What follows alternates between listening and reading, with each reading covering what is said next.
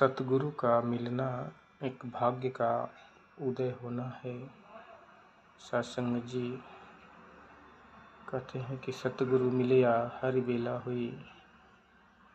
ऐसे तो अपने हिसाब से अपनी मर्जी से बहुत सारे पूजा पाठ इंसान करता है, लेकिन सत्संग जी जब सच्चा सतगुरु का दर्शन होता है, सच्चे संत का दर्शन होता है तो अहो भाग्य उदय होते हैं।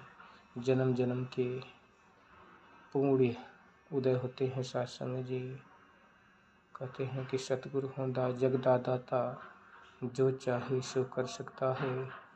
पत्थर भी यदि चरण को छू ले, भव सागर से तर सकता है।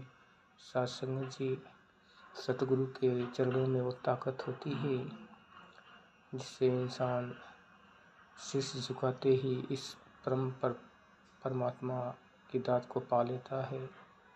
लेकिन सत्संग जी ये इतना आसान नहीं है, क्योंकि जिस नर तन में सतगुरु विराजमान है, इसमें बहुत संशय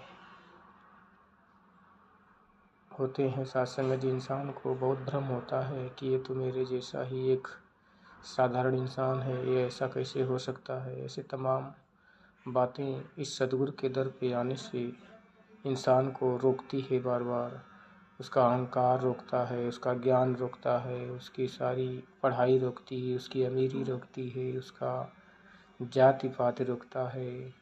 सत्संग जैसे तमाम बंधन हैं, इन बंधनों को काटने के बाद ही इंसान इस सतगुरु के दर पे आ सकता है। आज यहाँ सच्चे परमात्मा ईश्वर निरंकार परमात्मा का दीदार कराया जाता है।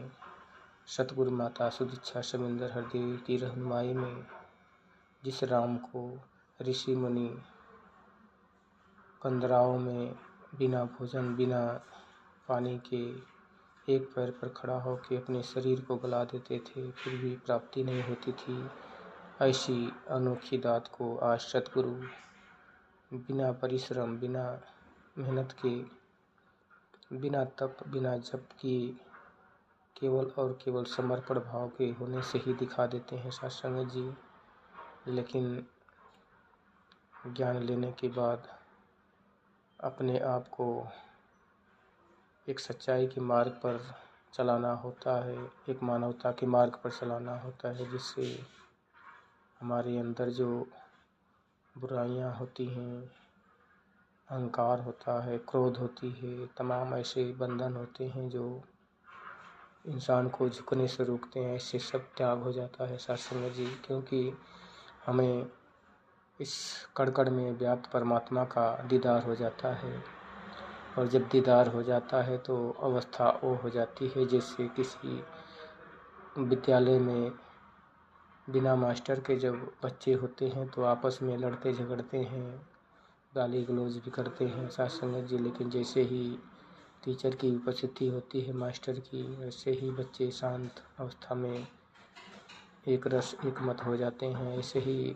जब इस परमपिता परमात्मा को नहीं जानता है इंसान, तो तमाम ऐसे लड़ाई झगड़े, ऊंच नीच, तेरा मेरा, जात पात, ऐसे तमाम झगड़ों में उलझ कर इंसान बैर को अपना लेता है।